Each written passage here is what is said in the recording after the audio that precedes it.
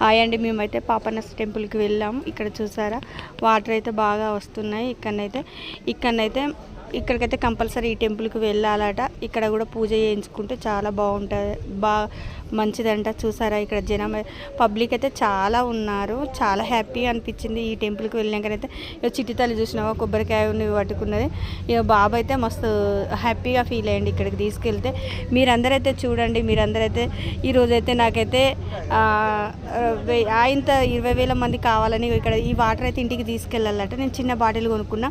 ఇంకెవరైనా వెళ్ళే వాళ్ళైతే మీరు కాలు బాటిల్ కొనుక్కోండి, 30 రూపాయలట చిన్న బాటిల్. నేనైతే కొనుక్కున్నా, ఎందుకంటే నీళ్ళు ఇంట్లోకి గంగ నీళ్ళు కావాలి కదా. మేమైతే ఇక్కడికి వెళ్ళాం. తర్వాత నెక్స్ట్ మళ్ళీ ఇంకో టెంపుల్కి వెళ్తాం. ఆకాశ గంగకు వెళ్తున్నాం. ఇక్కడ దర్శనం అయిపోయాక ఆకాశ గంగకు వెళ్తాం మేమైతే. ఇక చూసారా ఇక్కడ చూసారా అమ్మవారు గంగాదేవట. అక్కడ గంగాదేవి ఉన్నది, ఆంజనేయ స్వామి ఉన్నాడు ఇక్కడ పాపన్నస్ టెంపుల్లో.